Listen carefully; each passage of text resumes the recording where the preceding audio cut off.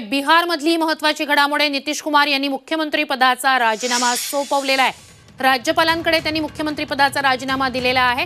मगाशीच ते राजभवनाकडे निघालेले होते आणि आता राज्यपालांकडे त्यांनी मुख्यमंत्री पदाचा राजीनामा सोपवलेला आहे। सकाळपासून जेडीयूच्या आमदार आणि खासदारांसोबतची त्यांची बैठक झालेली होती। आज संध्याकाळी ते पुन्हा मुख्यमंत्री पदाची शपथ घेणार आहेत। अधिकची माहिती या सगळ्या संदर्भात आपले प्रतिनिधी रामराजे शिंदे यांच्याकडून घेऊया। रामराजे, आत्ताच मुख्यमंत्री पदाचा राजीनामा आणि लगोलग अशी माहिती समोर येते की दुपारीच पुन्हा मुख्यमंत्री पदाची शपथ। काय घडतायत घडामोडी बिहारमध्ये?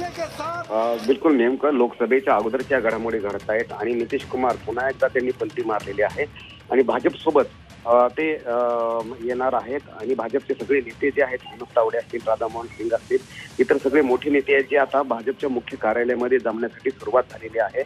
आणि हे संपूर्ण जे मिशन होतं, कारण हा संपूर्ण अमृत नोनी आर्थो प्लस ये एक प्रूवन फॉर्मूला है। इसमें मौजूद नोनी फल के गुण और आयुर्वेदिक जड़ी बूटियां शरीर को जरूरी पोषक तत्व देने के साथ साथ हड्डियों और जोड़ों के घिसने, उनमें होने वाले सूजन और दर्द को रोकने में मदद करता है। दर्द मुक्त जीवन के लिए अमृत नोनी आर्थो प्लस क्रम जो आहे लालू प्रसाद यादव आणि त्याचबरोबर तेजस्वी यादव यांच्याकडून वारंवार नितीश कुमार यांना संपर्क करण्याचा प्रयत्न करण्यात आला होता, परंतु तो संपर्क झाला नाही आणि त्यामुळे कुठेतरी आता भूमिका जी आहे ती नितीश कुमार यांनी घेतलेली आहे। आणि म्हणून आता हे जे सोबतचे जे सरकार होतं, लालू प्रसाद यादव यांच्या सोबतचे जे सरकार होतं ते कोसळलेलं आहे असं म्हणावं लागेल आता।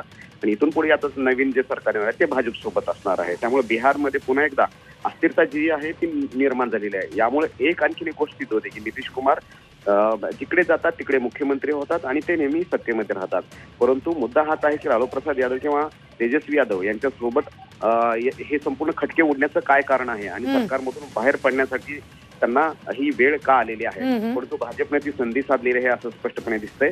आणि आता तिथं मुख्यमंत्री जरी नितीश कुमार असतील तरी उपमुख्यमंत्री म्हणून आता भाजपचा दावा असणार आहे। नक्कीच अपडेट्स तुमच्याकडनं घेऊच तिथल्या घडामोडींसंदर्भात। तुर्तास धन्यवाद तुम्ही दिलेल्या संपूर्ण माहितीसाठी।